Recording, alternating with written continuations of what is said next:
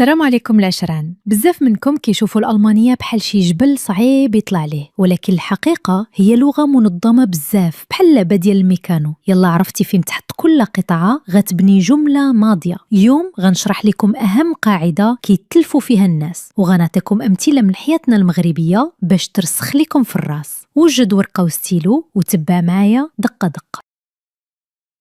حاجة خاصك تعرفها هي أن الفعل في الألمانية هو الشيف أو الملك، وهذا الملك عنده كرسي واحد ما كيبدلوش، هو الكرسي رقم 2 في الجملة العادية. مثال رقم 1، بغيتي تقول أنا كنشرب أتاي بالألمانية ich trinke Tee. أنا هي رقم 1 و trinke كنشرب هي رقم 2. مثال 2، هنا فين كيبان ذكاء. تخيل بغيتي تبدا اليوم، في الدارجة كنقولوا اليوم أنا كنشرب أتاي، ولكن في الألمانية المالك الفعل كيبقى شاد بلاصتو في رقم 2.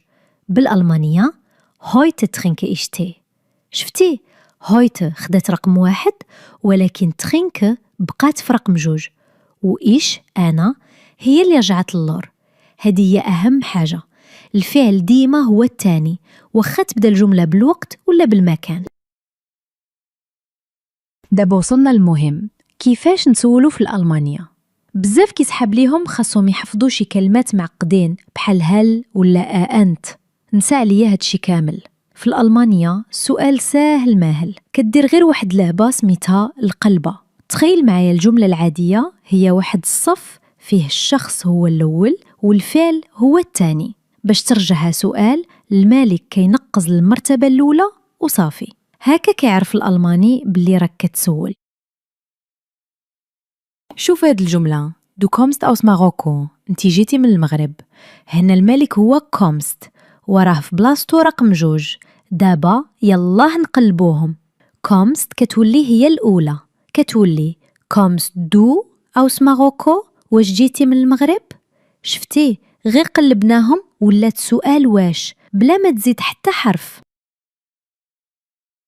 ناخدو مثال آخر، انت ساكن في كازابلانكا. Du wohnst in Casablanca. يلا طبق معايا القاعدة. فين هو الفعل؟ هو wohnst. يلا جيبو هو الأول، كتولي wohnst du in Casablanca. واش ساكن في كازابلانكا؟ بقاو معايا، أنا نعطيكم دابا أمثلة أكتر باش تهضموها مزيان. تخيل جلس مع صاحبك وباغي تسولو واش كتاكل؟ بيتزا. الجملة du isst Pizza. انت كتاكل. السؤال isst du Pizza؟ واش كتاكل؟ بغيتي تسولو واش كتشرب أتاي؟ الجملة دو ترينكس تي. انت كتشرب. السؤال ترينكس دو تي؟ واش كتشرب؟ لاحظتو ديما الفعل كيبدا به الجملة وصوتك في الاخر كيطلع شوية باش يبان سؤال. هاد القاعدة ديال القلبة وأمثلة كتر بحال هكا على كاع الأفعال اللي غتحتاج في يومك جمعتها لكم في كتابي طحن اللغة الألمانية، شرحتها لكم بالدارجة وبأمثلة مغربية باش عمرك ما تلف. الكتاب فيه جداول واضحة غتسهل عليك تحفظ هاد الكودات بلا عذاب. الرابط لتحت إلا بغيتي تبدا الطريق ديالك صحيحة. دابا ركزوا معايا مزيان، وصلنا لواحد النقطة اللي كيديروا فيها المغاربة أكبر غلط في الألمانية. في الدارجة عندنا كلمة وحدة هي غادي، كنقولوا غادي للخدمة، غادي لألمانيا، غادي للطواليت، ديما غادي. ولكن عند الألمان العقل ديالهم مبرمج على الطريقة باش غادي. كيسولك واش رجيلاتك اللي هازينك ولا شي حاجة عندها الرويض هي اللي هزاك. الثاني الفعل الأول جيهن. الفعل الأول هو جيهن، هذا كتستعملوه فقط وفقط يلا كنتي ضاربها بمشي على رجليك. مثال، تخيل راسك كنتي في الهديم وبغيتي تمشي لسيدي بابا برجليك. هنا كتقول إيش جيه نخاوزة، أنا غادي للدار برجليا. عقل عليها، جيهن كتقول المشية على الرجلين. يلا قلتيها وانت راكب في الطوموبيل، الألماني غيضحك عليك حيت كيسحاب ليه راك كتمشى فوق السطح ديالها. الفعل الثاني fahren. الفعل الثاني هو fahren، هذا هو الصديق ديال أي حاجة عندها الروايد، طوموبيل، بكالة، طوبيس وحتى الطران. مثال، يلا كنتي في مكناس وباغي تمشي لفاس أو الرباط، واش غتمشي براجليك؟ طبعا لا، غتركب. هنا كتقول ich fahre nach Fas. لاحظوا الفرق، استعملنا فاغ حيت كاين المركوب والرويد. حتى يلا كنتي غير راكب ومخلي الشيفور يسوق كتقول فاغن. المهم هو الرويدة كالدور.